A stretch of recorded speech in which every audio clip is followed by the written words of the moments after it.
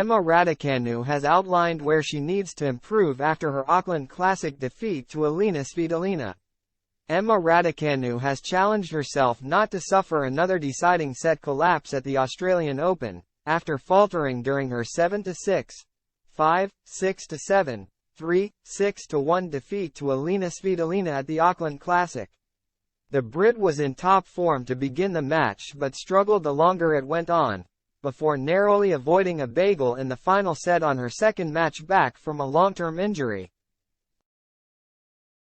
Raducanu took the first set 7-6, 5, and led 3-1 in the second set tiebreak, but was unable to take advantage, and once the match was set to go the distance, Wimbledon semi-finalist Svitolina was favored over the 21-year-old, making her comeback from 8 months out injured.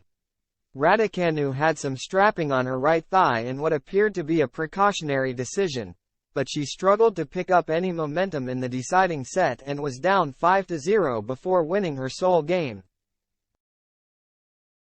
There were plenty of positives for Raducanu to take from the match, coming so close against the world number 25 who impressed at SW19 and in Paris where she reached the French Open quarter-finals. But the 2021 US Open champion is aware that she needs to maintain her quality for 3 sets to compete at the upcoming Major Down Under. When you play someone like Elina, it's very difficult to train at that level and train like that for 3.5 hours, Raducanu said. Even if you practice like that for 3 hours, it's not the same as having to make your first serve every time. If not, she's on the second. So I'm pretty pleased she compared it to that match against d.e.f.ea.t. I know it's the start of a long season for me and I'm looking forward to reflecting on the year and having this as a starting point.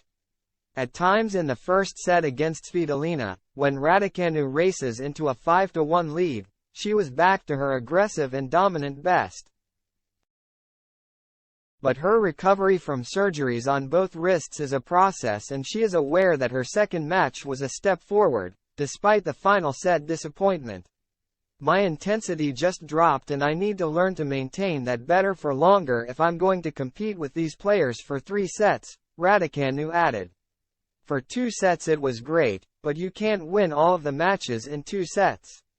If you want to go toe-to-toe for 3, the intensity needs to be higher for longer.